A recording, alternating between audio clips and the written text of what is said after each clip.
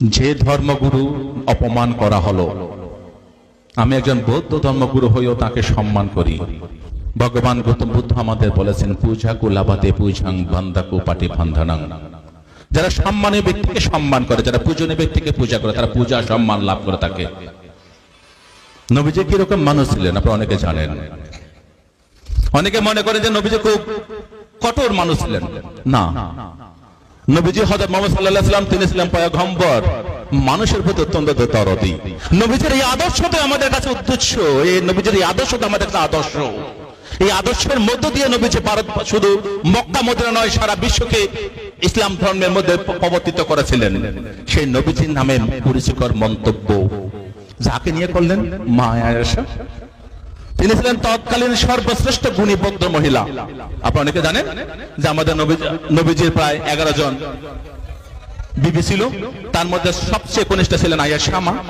এই আয়েশা ছিলেন সবচেয়ে জ্ঞানী এবং গুরুগম্ভীর ভদ্র মহিলা, যিনি পবিত্র আল কোরআন নবীজির পরে এই ভারত মক্কা মদিনার মধ্যে তিনি আল হাদিসকে তিনি রপ্ত করেছিলেন এবং সেগুলো প্রসার করার দায়িত্ব নিয়েছিলেন সেই মা আয়েশা। তাদের দুজনকে নিয়ে করল মন্তব্য নূপুর শর্মা। ভাবনাটা হচ্ছে একটাই, ওরা জানে যে মুসলমানদেরকে যদি কোনোভাবে আঘাত করা হয়, যখন সিএ হলো আমরা আন্দোলন করলাম, এনআরসি হলো আমরা আন্দোলন করলাম তার প্রতিবাদে, বিভিন্ন সময় যখন বুলডোজার চালালো আমরা তবু শান্তিপ্রিয় আন্দোলন করলাম, তখন তারা দিলটা মারলো একদম নবীজির গায়ে, যাতে পুরো মুসলিম জনতা যেন কেঁপে ওঠে। তাদের একটাই লক্ষ্য, হিন্দুদের থেকে মুসলিমদের আলাদা করো, হিন্দু ভাইদের থেকে মুসলিমদের সম্পর্কে একটা বিরূপ প্রতিক্রিয়া সৃষ্টি করা, বিরূপ মনোভাব তৈরি করো, যাতে হিন্দু মুসলিমের মধ্যে একটা বিভাজন রেখা তৈরি হয়। কিন্তু এই বাংলায় দেখাতে পারে, এখানে কোনো বিভাজনের দেখা হতে পারে না। এই বাংলা সম্প্রীতির বাংলা, এই বাংলা হিন্দু মুসলিম বৌদ্ধ খ্রিস্টান জৈন শিখ সকল ধর্মের আদর্শের বাংলা। এই বাংলায় আমরা কোনোদিন এরকম বিবাদ মানব না, মানতে পারি না। আমরা সবাই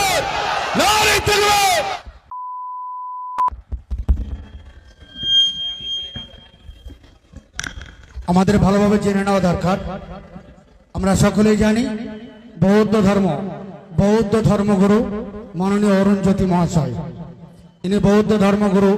ওনাকে পেয়ে আমরা অনেক ধন্য। উনি আপনাদের সম্মুখে বক্তব্য রাখছেন। বিসমিল্লাহির রহমানির রহিম।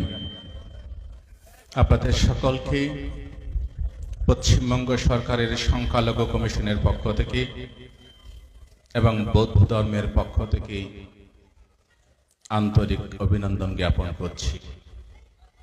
আমি আন্তরিকভাবে কৃতজ্ঞতা জ্ঞাপন করছি মিনাখা ব্লক 2 উলেমা পরিষদের সকল মাননীয় নেতৃবৃন্দ, এই এলাকার যিনি জননেতা তাজউদ্দিন মোল্লা সাহেব, আমার ভাই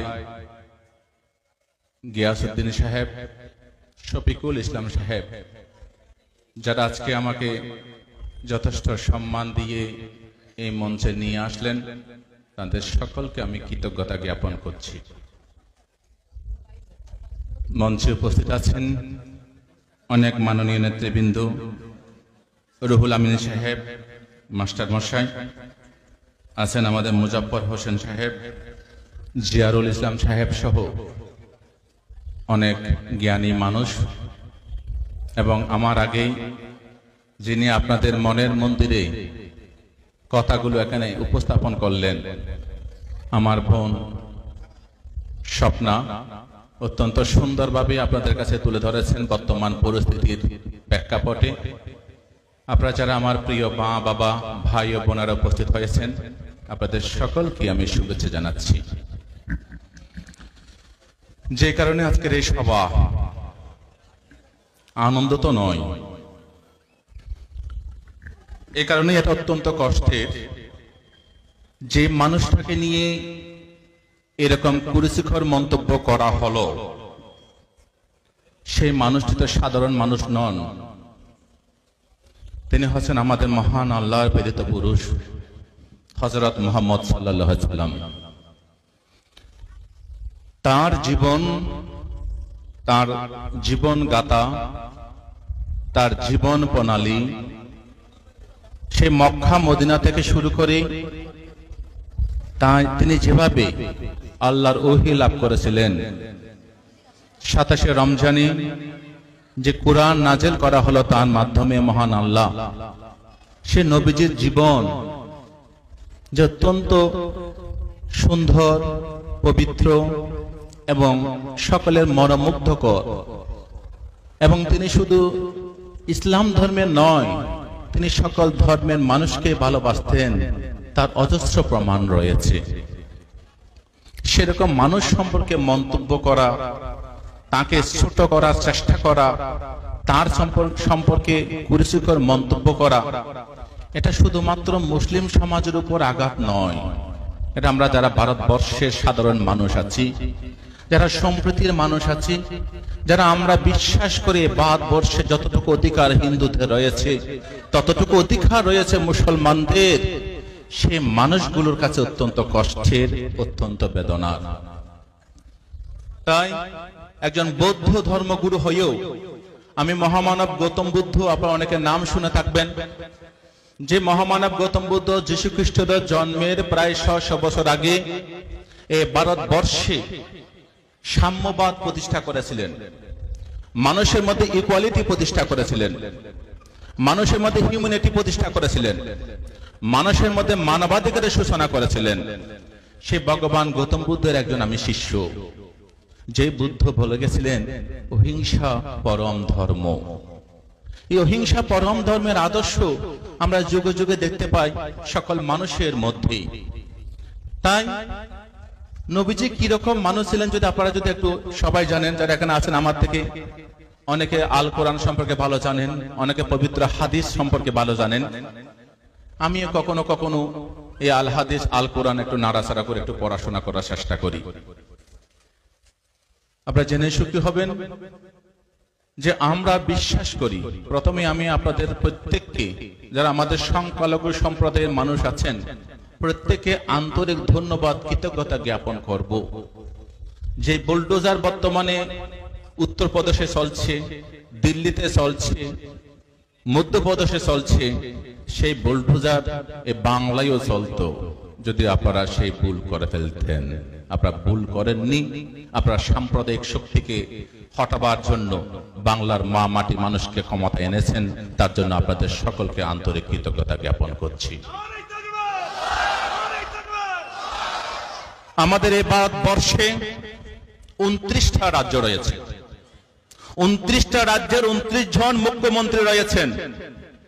একজন মুখ্যমন্ত্রীও কোনদিন নূপুর শর্মার বিরুদ্ধে, নবীন জিন্দালের বিরুদ্ধে একটা বিবৃতি দেননি, এক্সেপ্ট বাংলার মুখ্যমন্ত্রী মমতা ব্যানার্জি। তিনি বলেছিলেন যে এই নূপুর শর্মাকে অবিলম্বে অ্যারেস্ট করে শাস্তি দিতে হবে। একমাত্র মুখ, সেটা হচ্ছে মমতা ব্যানার্জি, যিনি প্রত্যেক ধর্মের মানুষকে ভালোবাসেন। তাই তিনি নবীজির এই অসম্মানকেও তার টুইটের মধ্য দিয়ে তিনি প্রতিবাদ জানিয়েছিলেন, আর একজন মুখ্যমন্ত্রীও প্রতিবাদ করেননি। আজকে এই কথার মধ্য দিয়ে, নবীজিকে অসম্মানের মধ্য দিয়ে লাভটা কার হলো? সত্যি কি হিন্দুদের লাভ হয়েছে? যদি হিন্দুদের লাভ হতো, স্বপ্না বাদুড়ি এখানে এসে এত সুন্দর কথা বলতেন না। হিন্দুদের কোনো লাভ হয়নি। আমরা যারা ভারতবাসী আছে, আমাদের লাভ হয়েছে না, তাও হয়নি। কারণ ভারতবর্ষের সুনাম, সুখ্যাতি, ভারতবর্ষের ঐতিহ্য, ধর্ম নিরপেক্ষতা, যে আমি যখন রাস্তা দিয়ে আসছিলাম তখন কোন একজন বক্তা বলছিলেন যে এই ভারতবর্ষের সংবিধান আমাদের বাবা সাহেব ডক্টর বি.আর. আম্বেদকর দিয়ে গেছিলেন, যে ভারতবর্ষের সংবিধানের সর্বধর্ম সমন্বয়ের কথা বলা হয়েছে, যে ভারতবর্ষের সংবিধানের সার্বভৌমত্বের কথা বলা হয়েছে, বা মানুষের স্বাধীনতার কথা বলা হয়েছে। সেই জায়গায় দাঁড়িয়ে আমরা প্রতি পদে পদে এখন ভারতবর্ষের এই সংবিধানকে পদানত করার চেষ্টা করছি আমাদের কেন্দ্রের সরকার, বিজেপি সরকার। কে কি খাবে, কে গরুর মাংস খাবে, কে ছাগলের মাংস খাবে, সেটা নির্ধারণ করে দেবে সরকার। কে চলবে, কে নামাজ পড়বে, কে মন্দিরে যাবে, সেটা নির্ধারণ করে দেবে সরকার। এটা সরকারের কাজ নয়। সরকারের কাজ হচ্ছে মানুষকে ভালোবাসা। ভারতবর্ষের সকল নাগরিক যারা এই ভারতবর্ষের ভোটাধিকার রয়েছে, এই ভারতবর্ষের নাগরিকতা রয়েছে, তাদের সকলের মান সম্মান, তাদের প্রাণের দায়িত্ব নিয়ে কাজ করার দায়িত্ব রয়েছে সরকারের। কে খাবে, কে পড়বে, কে কি বলবে না বলবে, তার দায়িত্ব সরকারের নয়। আমরা দুর্ভাগ্য। 2014 সালে যে সরকার ইউপিএকে ক্ষমতা থেকে সরিয়ে এনডিএ সরকার আসলো, আপনারা খেয়াল করেছেন, প্রথমে করেছিল এনআরসি, তারপরে করেছে সিএএ। এগুলো করার পরে তারপরে রামনবমী থেকে মসজিদে তেরঙ্গা পতাকা লাগানো, তারপরে শুরু করেছে জয় শ্রীরাম ধ্বনি দিয়ে আদিবাসী, সংখ্যালঘু, মুসলিম, দলিত বিভিন্ন জনকে বিভিন্নভাবে কষ্ট দেয়া। তারপর শুরু করেছে ধর্মগুরুকে নিয়ে অপমান করা। যে ধর্মগুরু অপমান করা হলো, আমি একজন বৌদ্ধ ধর্মগুরু হয়েও তাকে সম্মান করি। ভগবান গৌতম বুদ্ধ আমাদের বলেছেন পূজা কুলাবাতে পূজাং বান্দাকু পাটি বান্ধানাং। যারা সম্মানীয় ব্যক্তিকে সম্মান করে, যারা পূজনীয় ব্যক্তিকে পূজা করে, তারা পূজা সম্মান লাভ করে থাকে। নবীজি কিরকম মানুষ ছিলেন আপনারা অনেকে জানেন। অনেকে মনে করে যে নবীজি খুব কঠোর মানুষ ছিলেন। না, নবীজি হযরত মুহাম্মদ সাল্লাল্লাহু আলাইহি ওয়াসাল্লাম তিনি ছিলেন পয়গম্বর, মানুষের প্রতি অত্যন্ত দরদি। আপনারা জানেন সেই সময় ইহুদিদের সাথে যে মক্কা মদিনার যে লড়াই চলছিল, ইহুদিরা ছিল আমাদের নবীজির প্রধান এবং প্রথম শত্রু। সেই একই দুই ইহুদি ভদ্র মহিলা নবীজিকে একদম দেখতে পারতেন না। নবীজি যেদিন যে পদ্মরে প্রতিদিন নামাজ আদায় করতে মসজিদে যেতেন, সেই ভদ্র মহিলা কি করতেন? ইহুদি ভদ্র মহিলা তিনি প্রতিদিন দুনিয়ার নোংরা জিনিসগুলো সব রাস্তার মধ্যে নেতা দিতেন। কেন? নবীজি তো উঠু পাক করে নামাজ পড়তে যাচ্ছেন, তার প্রতি মধ্যে যদি ময়লা থাকে তাহলে তার নাপাক হয়ে যাবেন, নামাজ জায়েজ হবে না। সেই ভদ্র মহিলা, ইহুদি ভদ্র মহিলা তাই ভাবতেন। কিন্তু নবীজি তিনি তো মন শুদ্ধ, অন্তর শুদ্ধ, তিনি গিয়ে নামাজ আদায় করতেন। প্রতিদিন তাই হতো, প্রায় চলছিল। একদিন নবীজি যখন যাচ্ছেন, দেখলেন যে সেই জায়গার মধ্যে কোনো ময়লা নেই, রাস্তা পরিষ্কার। নবীজি ভাবলেন কি হলো, এই ভদ্র মহিলা কোথায় গেলেন, যিনি প্রতিদিন আমার নামাজে যাবার পথে ময়লা ফেলতেন, কাদা ফেলতেন, নোংরা ফেলতেন। তিনি খবর নিলেন তিনি কোথায় থাকেন। চলে গেলেন সেই বৃদ্ধা বুড়িমার কাছে, গিয়ে বললেন, দেখলেন যে তিনি বিছানায় শায়িত। নবীজি বলছেন, মা তুমি কি অসুস্থ? বলছে, হ্যাঁ বাবা, তুমি কে? বলছে, আমি সেই হযরত মুহাম্মদ, যিনি প্রতিদিন নামাজ আদায় করতে যাওয়ার সময় তুমি নাপাক করার জন্য ময়লা ফেলতে। আজকে আমি দেখলাম রাস্তার মধ্যে কোনো ময়লা নেই, কোনো কাদা নেই। আমি বুঝতে পারলাম তুমি আর কোনো ক্ষতি হয়েছে, তোমার কোনো অসুবিধা হয়েছে, তাই তোমাকে আমি দেখতে ছুটে আসলাম। আমি আল্লাহর কাছে দোয়া করছি, মা তুমি সুস্থ হয়ে যাও, তুমি ভালো হয়ে যাও। এটাই হচ্ছে নবীজি। নবীজির এই আদর্শটা আমাদের কাছে উদ্দেশ্য, এই নবীজির এই আদর্শটা আমাদের কাছে আদর্শ। এই আদর্শের মধ্য দিয়ে নবীজি ভারত, শুধু মক্কা মদিনা নয়, সারা বিশ্বকে ইসলাম ধর্মের মধ্যে প্রবর্তিত করেছিলেন। সেই নবীজির নামে কুরুচিকর মন্তব্য যাকে নিয়ে করলেন, মা আয়েশা। তিনি ছিলেন তৎকালীন সর্বশ্রেষ্ঠ গুণী ভদ্র মহিলা। আপনারা অনেকে জানেন যে আমাদের নবীজির প্রায় 11 জন বিবি ছিল, তার মধ্যে সবচেয়ে কনিষ্ঠ ছিলেন আয়েশা মা। এই আয়েশা ছিলেন সবচেয়ে জ্ঞানী এবং গুরুগম্ভীর ভদ্র মহিলা, যিনি পবিত্র আল কোরআন নবীজির পরে এই ভারত মক্কা মদিনার মধ্যে তিনি আল হাদিসকে তিনি রপ্ত করেছিলেন এবং সেগুলো প্রসার করার দায়িত্ব নিয়েছিলেন সেই মা আয়েশা। তাদের দুজনকে নিয়ে করলো মন্তব্য নূপুর শর্মা। একটু গভীর করে ভাবুন, যারা বুদ্ধিমান আছেন একটু গভীর ভাবে ভাবুন, কেন এটা হলো? এটা কি নূপুর শর্মা করেছে?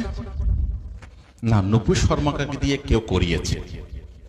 খুব ভাববেন, ভাবনাটা হচ্ছে একটাই, ওরা জানে যে মুসলমানদেরকে যদি কোনোভাবে আঘাত করা হয়, যখন সিএএ হলো আমরা আন্দোলন করলাম, এনআরসি হলো আমরা আন্দোলন করলাম, তার প্রতিবাদে বিভিন্ন সময় যখন বুলডোজার চালালো আমরা তবু শান্তিপ্রিয় আন্দোলন করলাম, তখন তারা দিলটা মারলো একদম নবীজির গায়ে, যাতে পুরো মুসলিম জনতা যেন কেঁপে ওঠে। কেঁপে ওঠে কি করবে? তাদের একটাই লক্ষ্য, হিন্দুদের থেকে মুসলিমদের আলাদা করো। হিন্দু ভাইদের থেকে মুসলিমদের সম্পর্কে একটা বিরূপ প্রতিক্রিয়া সৃষ্টি করা, বিরূপ মনোভাব তৈরি করা, যাতে হিন্দু মুসলিমের মধ্যে একটা বিভাজন রেখা তৈরি হয়। কিন্তু এই বাংলায় দেখাতে পারে, এখানে কোনো বিভাজনের দেখা হতে পারে না। এই বাংলা সম্প্রীতির বাংলা, এই বাংলা হিন্দু মুসলিম বৌদ্ধ খ্রিস্টান জৈন শিখ সকল ধর্মের আদর্শের বাংলা। এই বাংলায় আমরা কোনোদিন এরকম বিবাদ মানব না, মানতে পারি না। আমরা সবাই এক আছি, এক থাকবো। আজকে এই নুপুর শর্মা বলুন, এই সিএএ বলুন, এই এনআরসি বলুন, এইসব আন্দোলন আজকে স্বপ্ন বাদুরীকে তৈরি করে। এইসব আন্দোলন অরুণজ্যোতি ভিক্ষুকে এরকম মুসলিম সমাজে নিয়ে আসে। আমি আসার আগেই আজকে ধর্মতলায় রানী রাসমণি রোডে আমাদের জমিয়ত উলামা হিন্দের প্রায় 2 লক্ষ মানুষের সমাবেশ ছিল। সেখানে আমরা মিটিং করে এখানে আসলাম। তো এই আন্দোলন আপনাদেরকে অবশ্যই করতে হবে। এটা কিন্তু শেষ নয় মুসলিম ভাই বোনেরা, এটা কিন্তু শেষ নয়। এরপর আরো বড় আঘাত আসবে, এরপর আরো বড় আঘাত আমাদের জন্য অপেক্ষা করছে, খেয়াল রাখবেন। কিন্তু কখনো কোন অবস্থায় যারা নবীজিকে ভালোবাসেন, যারা আল হাদিসকে ভালোবাসেন, যারা আল কোরআনকে ভালোবাসেন, তারা কখনো আইন হাতে তুলে নেবেন না। শান্তিভাবে, শান্তিপ্রিয়ভাবে আন্দোলন করবেন। কখনো ভাববেন না যে আপনাদের থেকে যারা গাড়ি করে যাচ্ছে সেই মানুষগুলো আলাদা। তারা ভাববেন সবাই আল্লাহর প্রেরিত পুরুষ, তারা আমাদের ভাই। তাই কোন গাড়ি ভাঙা, কোন থানাতে আগুন দেওয়া, কোন গাড়িতে আগুন দেওয়া, এই কাজ কখনো করতে যাবেন না। আপনারা এখানে আছেন, যারা আজকে এখানে প্রায় কয়েক হাজার মানুষ আছেন, আপনারা প্রত্যেকে এক একজন আল্লাহর মেসেঞ্জার হন, নবীজির মেসেঞ্জার হন, আল হাদিসের মেসেঞ্জার হন, আল কোরআনের মেসেঞ্জার হন। আমাদের একটাই লক্ষ্য, আমাদের নবীজির বিরুদ্ধে যে আন্দোলন, যে কুরুচিকর মন্তব্য হয়েছে, আমরা তার অবশ্যই প্রতিবাদ করব, তাকে আমরা ধিক্কার জানাবো, তার জন্য আমরা বিক্ষোভ করব। যতক্ষণ নুপুর শর্মা এবং নবীন জিন্দাল গ্রেফতার না হবে, ততক্ষণ আমাদের আন্দোলন শান্তিপ্রিয়ভাবে সারা বাংলা নয়, সারা ভারতবর্ষ নয়, সারা বিশ্বের মধ্যে চলছে। এই আন্দোলন চলবে। কিন্তু ভাইয়েরা সবসময় মাথা রাখবেন যে আমরা কখনো অশান্ত হব না, আমরা কখনো ভাঙচুরের রাস্তায় যাব না। সেই দিন যখন আসবে তখন ডাক আসবে, যেদিন জিহাদ ঘোষণা হবে সেদিন নামবেন। এখন নয়, এখন সময় নয়। আমাদেরকে মাথায় রাখবেন যে আমাদের হিন্দু মুসলিমদের মধ্যে আলাদা বিভাজন রেখা তৈরি করে 2024 ইলেকশন জেতার পায় তারা করছে এই সরকার। 2024 ইলেকশন যখন সামনে আসছে, তখন এইরকম কাণ্ডগুলো ঘটায়। আপনারা খেয়াল করবেন, প্রতিবার ইলেকশন আগে এরকম কাণ্ড ঘটাবে। হিন্দু মুসলিম আলাদা করে হিন্দু ভোটগুলোকে একটা করার চেষ্টা করবে। তাই আপনারা সবসময় চেষ্টা করবেন। নবীজি কি করতেন? আপনাদের আজকে নবীজির জন্য আমরা গলা ফাটাচ্ছি, সেই নবীজি কিরকম মানুষ ছিলেন? তিনি কি করতেন? তার রাস্তায় যখন কাঁটা ফেলা হতো, তিনি কাঁটা বিশেষ সরিয়ে দিতেন। তিনি কারো রাস্তায় কোনোদিন কাঁটা হয়ে দাঁড়াননি। তিনি কি বলেছেন? তিনি বলেছেন যে তোমার প্রতিবেশী, তিনি ইহুদি হতে পারে, তিনি কুরাইশ হতে পারে, তিনি নন মুসলিম হতে পারে, কিন্তু তোমার প্রতিবেশী যদি নাকিয়ে ঘুমিয়ে থাকে, তুমি যদি খাও, সেটা তোমার জায়েজ হবে না। কত বড় কথা যে তুমি তোমার প্রতিবেশীকে ভালোবাসো, তোমার প্রতিবেশীর প্রতি তুমি সম্মান করো। এই রকম কথাগুলো নবীজির মুখ থেকে বেরিয়েছিল। আপনারা জানেন, একদিন এক ইহুদির লাশ নিয়ে যাওয়া হচ্ছিল। হযরত মুহাম্মদ সাল্লাল্লাহু আলাইহি ওয়াসাল্লাম তিনি দেখতে পেলেন যে একটা লাশ যাচ্ছে। নবীজি সরে দাঁড়ালেন, তাকে তার জন্য আল্লাহর কাছে দোয়া করলেন। তখন তার যারা সখী ছিল, যারা সহচর ছিল, তারা বলছেন, নবীজি, হযরত মুহাম্মদ আপনি এটা কি করছেন? এতে বিধর্মী, এতে বিধর্মীর লাশ, আপনি বিধর্মীর জন্য এটা কেন করছেন? তখন নবীজি বলেছিলেন যে এই একজন মানুষ, একজন মানুষ হিসেবে তার মঙ্গল কামনা করা, দোয়া করা আমার কর্তব্য। আমি সেই দোয়া করছি। তিনি হতে পারে ইহুদি, তিনি হতে পারে নন মুসলিম। তো সেই যদি সেই রকম আমাদের নবীজির প্রতি যদি অসম্মান করা হয়, কুরুচিকর মন্তব্য করা হয়, তাহলে আমরা কখনো চুপ থাকতে পারি না। এটা মাথা রাখবেন। এই বাংলায় আমরা হিন্দু মুসলিম বৌদ্ধ খ্রিস্টান জৈন শিখ আমরা একতাবদ্ধ হয়ে আছি, একতাবদ্ধ হয়ে থাকবো। আমরা এই যে আপনার গত বছর এবং এই বছর পরপর 3 বছর আমরা আমার টালিগঞ্জ বুদ্ধ মন্দিরে রমজান মাসের আমি রোজার ব্যবস্থা করেছি। এই বছর 2 বার করেছি। রোজ অর্থাৎ ইফতার যারা করেছে, রোজা যারা রেখেছে, তাদের ইফতার খাইয়েছি আমি। ইফতার আমিও নিজেও আমাদের এই ইফতারের বিভিন্ন জায়গায় সামিল হয়েছি। আপনারা দেখতে পাবেন এই বাংলায় যে সম্প্রীতি রয়েছে, এটা কিন্তু সারা ভারতবর্ষে কোথাও পাবেন না, তেমন নেই। বাংলায় একটাই মুখ আছে। আপনারা যে পার্টি করুন, কেউ আইএসএফ করতে পারেন, কেউ সিপিএম করতে পারেন, কেউ কংগ্রেস করতে পারেন, কেউ বা তৃণমূল নাও করতে পারেন, কিন্তু বাংলার যে নেত্রী একটা রয়েছেন, ভাগিনী একটা রয়েছেন, সেটা হচ্ছে মমতা ব্যানার্জি। যিনি নিজের অন্তর থেকে লড়াই করে বাংলাকে যেমন জয় করেছেন, ভারতবর্ষকে জয় করার জন্য কাজ করছেন, এবং এই বাংলায় শান্তি সম্প্রীতি হিন্দু মুসলিম যেন ভাগাভাগি না হয় তার জন্য কাজ করে যাচ্ছেন। অন্তত তার প্রতি দায়িত্ব প্রয়ণ হয়ে আপনারা কখনো ভাঙচুরের রাস্তায় যাবেন না, কখনো আপনারা কারো ক্ষতি করার চেষ্টা করবেন না। নবীজিকে ভালোবেসে নবীজির আদর্শের মানুষ যারা আমরা, আমাদেরকে সবাইকে নিয়ে একত্র হয়ে একতাবদ্ধ হয়ে আমাদেরকে কাজ করতে হবে। তাহলে দেখবেন আল্লাহ তাআলা আমাদের সকলকে দোয়া করবেন। আমাদের যে আবদার, আমাদের যে আবেদন, আমাদের যে প্রার্থনা, সেটা আল্লাহ তাআলা ইনশাআল্লাহ কায়েম করে দেবেন। আপনারা সকলে সেইভাবে তৈরি থাকবেন যে এইরকম সম্প্রীতি, ভালোবাসা, প্রেম, এগুলোর মধ্য দিয়ে আমরা মানুষকে জয় করব। ভগবান গৌতম বুদ্ধ তাই বলেছিলেন, আক্ষুদে না চিনে কোথাং অসাধুং সাধুনা চিনে জিনে কাদারিয়াং দানে না সাচ্ছে না আলিকা বাদে না। যে ভগবান গৌতম বুদ্ধ বলছে, হিংসা দ্বারা হিংসাকে জয় করা যায় না, ভালোবাসা প্রেম মধ্য দিয়ে হিংসাকে জয় করতে হয়। আসুন নূপুর শর্মা এবং নবীন জিন্দালকে তাদের এই গুরুতর অপকর্মের জন্য আমরা আল্লাহর কাছে দোয়া করব, ভগবান গৌতম বুদ্ধের কাছে প্রার্থনা করব, আমরা শ্রী শ্রী রামকৃষ্ণ দেবের কাছে আমরা উপাসনা করব, যাতে এই বাংলা তথা এই ভারতবর্ষে এবং বিশ্বের মধ্যে কোন ধর্মগুরু যেন অসম্মান অপমান না হয়। আজকে দেখতে পাচ্ছেন আমেরিকা পর্যন্ত গতকাল ভারত সরকারকে সতর্ক করেছেন যে ধর্ম নিরপেক্ষতা নষ্ট হচ্ছে। হযরত মুহাম্মদ সাল্লাল্লাহু আলাইহি ওয়াসাল্লামকে নিয়ে যে বক্তব্য পেশ করা হয়েছে সেটা আমেরিকা থেকেও প্রতিবাদ জানানো হয়েছে, চীন থেকেও প্রতিবাদ জানানো হয়েছে। প্রায় 68টি দেশ প্রতিবাদ জানিয়েছেন, শুধু আরব কান্ট্রি নয়। তো এর মধ্য দিয়ে কি হচ্ছে, আমাদের সবার মাথা হেট করে দিচ্ছে এই সরকার, আমাদের সবাইকে মাথা নিচু করে দিচ্ছে। ভারতবর্ষে যে একটা সুনাম, একটা সুযশ, একটা সুখ্যাতি ছিল, এই বিজেপি সরকার সবার মাথা নত করে দিচ্ছে, বিশ্বের কাছে ভারতবাসীর মাথা হেট করে দিচ্ছে। তাদের যে বিভাজন নীতি, তারা যে হিন্দু মুসলিমের নীতি নিয়ে হিন্দুদেরকে তুলে ধরে এটাকে হিন্দুস্তান করার চেষ্টা করছে। আমরা এই ভারতবর্ষকে হিন্দুস্তান চাই না, আমরা এই ভারতবর্ষকে ভারত হিসেবে চাই, ভারতবর্ষ হিসেবে চাই। সেই আবেদন জানিয়ে আমরা নবীজির প্রতি যে অপমান, যে কুরুচিকর মন্তব্য করা হয়েছে তার তীব্র ধিক্কার জানিয়ে নূপুর শর্মা এবং নবীন জিন্দালের অবিলম্বে গ্রেফতারির দাবি জানিয়ে তাদের দৃষ্টান্তমূলক শাস্তির আবেদন করে আপনাদের সকলকে শান্ত, সম্প্রীতি এবং ঐক্যতা বজায় রেখে বিক্ষোভ প্রদর্শনের আহ্বান জানিয়ে আজকে উলামা পরিষদ মিনাকা ব্লক থেকে যেই বিক্ষোভ সমাবেশ এখানে করা হলো, আমাকে যারা এখানে আসার জন্য আমন্ত্রণ জানিয়েছেন, আমাদের গিয়াসউদ্দিন থেকে তাজউদ্দিন ভাই, আমাদের শফিকুল ইসলাম, তাদের সকলকে আমার কৃতজ্ঞতা জানিয়ে আপনারা যারা আমার প্রিয় ভাইয়েরা আছেন, বোনেরা আছেন, আপনারা প্রত্যেকেই সম্প্রীতির জন্য কাজ করবেন, শান্তিপ্রিয়ভাবে লড়াই করবেন। যেদিন আমাদের ডাক আসবে সেদিন রাস্তায় নামতে হবে, কিন্তু এখন যদি আমরা রাস্তায় নেমে পড়ি তাহলে 24-এ কিন্তু ওরা জিতে যাবে। ওদের একটা টার্গেট 2024 পার হওয়া, আবার 2024-এ ক্ষমতায় আসা। ক্ষমতা আসতে গেলে বিভাজন করতে হবে। তাই আমাদের সকলকে সতর্ক থাকতে হবে যাতে আমরা যেন কোনো বন্ধুকে না হারাই, কোন হিন্দু যেন আমাদের থেকে সরে না যায়, কোন বৌদ্ধ, খ্রিস্টান, জৈন, শিখ তারা যেন মুসলিমদের থেকে সরে না যায়। আমাদের যে মেলবন্ধন, আমাদের যে ঐক্য, আমাদের সম্প্রীতি, সেটা যেন বজায় থাকে, তার অনুরোধ জানিয়ে আমার বক্তব্য শেষ করছি।